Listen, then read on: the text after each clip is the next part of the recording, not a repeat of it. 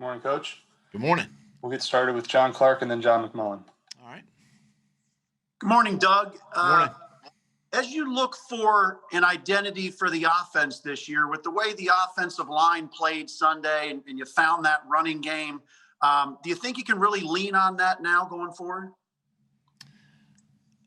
The short answer, yes. A little more elaborate answer is yes, because I think that opens up more of your play action game. I think it opens up more of your quarterback movement game, and it just kind of the screen game comes off of that. So obviously when you can have success running the football, it provides more opportunities for the rest of your offense. John and then Zach. Good morning, Doug. To kind of follow up on that, you're not going to have Isaac for the foreseeable future. Have you decided, is it going to be Matt at left guard, or are you going to look at some other guys? You talking about Isaac? You said Isaac? Yes. We cut out just a second. So, obviously part of the plan there is possibly even Herbig, possibly moving to left guard and Pryor, going to right guard. We got Jack Driscoll. We got Sua Opeta, who was elevated a week or so ago. He can also, give us some valuable reps there at guard. And then, Jamon Brown, who we just acquired, but at the same time catching him up to speed to see where he's at. So there are some options there, and we just got to find the best five and the best fit this week coming out of practice. Zach and then Ruben.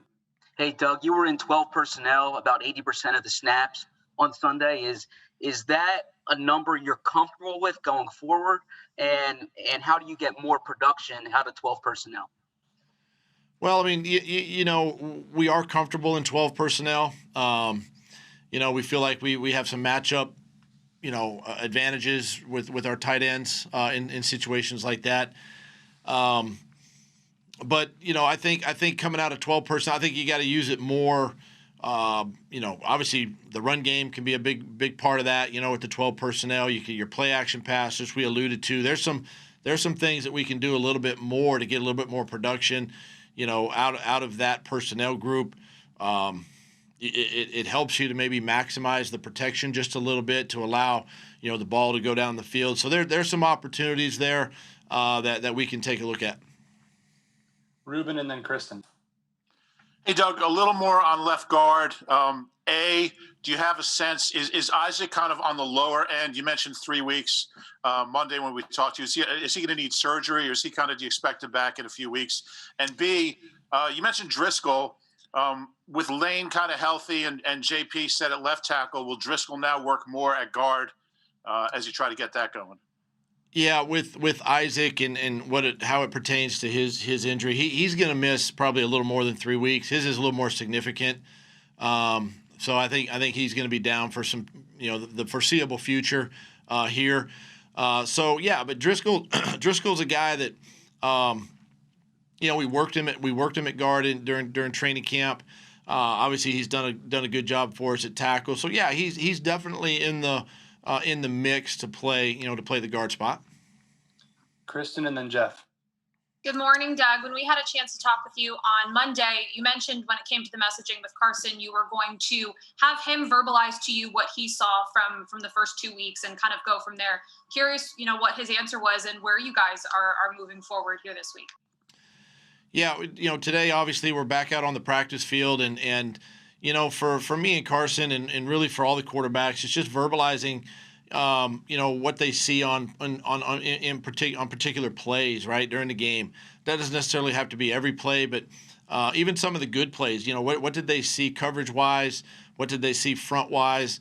Were there any, protection issues, that he and Kelsey might have communicated that he can verbalize to us? And just keeping that dialogue going. I think it's important that we stay on the same page that way, because it helps us as coaches when we game plan, and then it also helps us coach the quarterbacks, right? It helps us coach to see if we're all on the same page with seeing the same things. We're standing on the sideline as coaches, and we see things probably a little bit, obviously with calmer eyes because we're not the ones playing the game, and yet we want to make sure that we're all on the same page with that. So that's why the communication is so important. Jeff and then Bo.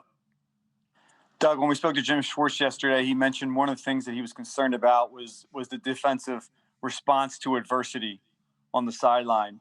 I'm wondering if you've had that same feeling from the team overall in these first two games, and if so, who are the guys, and what do you want to see out of the locker room in term, or at least actually on the sideline from the players when they do have that adversity? How should they overcome it? Well, I think adversity hits in many different ways. In these first couple of weeks, it's hit us more so with turnovers, right? Offense has turned the ball over, defense has to go back out. First couple of weeks, it's been primarily on a short field, and being able to handle that adversity and really, I don't point the finger at one particular guy. I just think it's the entire team. I think, the offense has to do a better job, obviously, securing the football. But look, when something like that happens, it's no different than us punting the football to the Rams the other day. They fumble, offense is right back out, right? I mean, there's what we call a sudden change. It's going to happen in the football game. It's going to happen positively, and they're going to happen negatively. And it's just a matter of how all the guys respond, how the coaches respond. And I think from a coaching standpoint, we've got to react positively to everything and get the guys going. And you shrug off the play, you learn from it, obviously, and move on. So, it's just something that we have to deal with, during football games. Adversity is going to come, and we have to shrug it off and move forward. Who are the guys that on the team that you think will step up and speak up when there is adversity? Oh, pick a guy. Jason Peters, Fletcher Cox, Brandon Graham, Rodney McLeod, Wentz, Ertz, Dallas. I could go down the list. They all play a part in it. They all have a hand in it. The coaches have a hand in it. So, again, it's not picking out one or two guys. I think for me, it's about rallying everybody and getting multiple guys to speak up and rally the troops. Go ahead, Bo, and then Jimmy. Hey, Doug. In terms of wide receiver personnel, in week one, you sort of rotated a bunch of guys through, and then in game two, you sort of stuck with Deshaun and Rager for most of the game. What goes into deciding who's out there, and what was the reason for the change? Simple answer: game plan. The game plan decides, who goes where and how we want to utilize guys, and we have plays designed for everybody. Everybody gets an opportunity. It's just how the game plays out, right? We've talked about this before, so you can't put a number. You look at play time, but it's all predicated on personnel too, like how the game's playing out. Like we have plays designed for 12 personnel, but they're also designed for 11 personnel, and it's just how we, as a play caller, how I see the game going. So, we keep them all coming. Jimmy and then Dave. Hey, Doug. Carson had great protection all day. He wasn't sacked. I think he only got knocked down once. And I know you were asked Monday why he's missing throws, and it's an assortment of reasons. But some of the throws that he's missing are sort of like layups. What could be the reason for some of those easier misses that he's missing? Have you played quarterback in the National Football League? I have not, Doug. Okay. They're not layups. There ain't a throw out here that's a layup. So some of it is just timing with young guys. Some of it is just, Carson just being, not accurate at that particular time. It could be that there's a defensive guy that flashed a hand where he's, got to change his arm angle at the split second. There's all kinds of reasons for accuracy, and these are things that we continue to work on and will continue to work on, the entire season. Dave and then Les. Hey, Doug, right now, is your offensive line stable enough to start having some more deep shots? And are you kind of confident that that's going to come? Yeah. Why? It's how these guys prepare. How our protection plan, how Stout, builds a protection plan. And, we incorporate. You saw what we did from week 1 to week 2, and we're just going to build onto that. And I know we might have some moving parts this week again, but there's confidence there, right? And we can build onto that. And as coaches, we gotta keep things simple from a game plan perspective. We're not maybe having a lot of moving parts, and keep guys in positions where they can feel comfortable. And I think that's something that we saw this past week that we can build on moving forward. That gives us the best opportunity. Les and then Tim. Hey, Doug. You've talked a couple times about the issue of trying to see things the way Carson sees them and giving him your perspective. Are you getting in the games, is he making the adjustments that you want him to make? Are the plays that are being run the plays that you envisioned in the game plan when you decide how to attack a team? Yeah. To answer, yeah. Well, yes. These are all the subtle. I mean, these are all yes or no questions. So I'm trying to elaborate here. The adjustments that we make in game are obviously real time. We make adjustments at halftime. We come out and we try to attack a certain way to start the game, and then as the game progresses, we may have to change gears and go a different direction. But everything is within the structure of the game plan, right? I mean, that's why we game plan and put the plays together.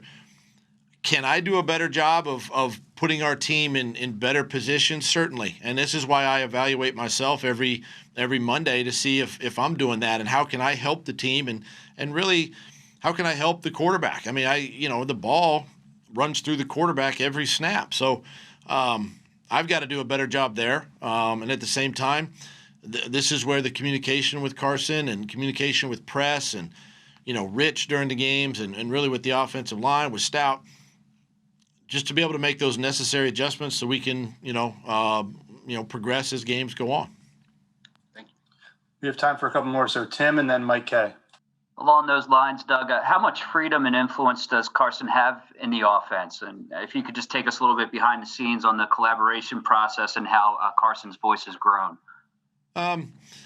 So, Mondays and Tuesdays, the coaches are spent, obviously, putting a plan together. I do know that, press, when we put the passing, particularly the passing game together, and really kind of the beginning stages of the protection plan, we ask the quarterbacks to have input on that, even on some of the plays that we're thinking about, because, they've spent a couple days too watching the same film that we're watching. So we want to see what any thoughts or ideas that they might have. So that's how the first couple of days are kind of spent. And really, even today, like Wednesday, we're still sort of massaging the game plan, if you will, with their input. And then once we get to Thursday, Friday, things are kind of more stamped, more permanent to the game plan. Everybody feels comfortable with the personnel groups. Everybody feels comfortable, with the plays. We've got, practice reps with these plays, and then once we get into in game, it's just a matter of, we can't. I'm big on not calling a play that is not in the game plan, right? It's something that we haven't executed in practice. It's just hard to do at the spur of a moment. But being able to make those in-game adjustments like that are all part of the conversation and the dialogue that we have throughout the course of the week. And how has Carson's voice grown, in recent seasons? Yeah, I mean, he's a deep thinker. He's smart, very cerebral. He sees things extremely well. He sees it like a coach does, right? And so it's important that we listen. Obviously, the suggestions that he has are all positive. Doesn't mean we have to put them in, right, or have to change something. But at the same time, we definitely want to listen. And he's grown over the years by just, and this is the beauty of having a coaching staff that's kind of run the same offense now for a couple of years, where, your core concepts remain the same, right? And now it's just how can we enhance it, or how can we make it better? And this is where Carson's input has really made a difference for us. Go ahead, Mike. Doug, with that said, how much growth has Press shown in his role in games since he's gotten this promotion over the last 2 weeks? Well, my first 4 years, Press was in the press box, and a lot of input, in game with the quarterbacks, a lot of in game information that I would receive came from Press. And now that he's on the sideline, which is great for the quarterbacks, right? Because he's obviously he's coaching that position and helping construct the game plans, and he's. I mean, I put him and Carson kind of in the same boat. They're a lot smarter than me. I know that. And I lean on both of those guys quite a bit and trust them both. And I get a lot of great information from Press during the week, a lot of great information from Press during the game. And then, and that's just the way, the communication works. I'm not always back, on the sidelines, back with the quarterbacks all the time. And so I can have conversation with Press that kind of picks me up and keeps me kind of up to speed with what they're thinking any particular time in the game. Thanks, Coach.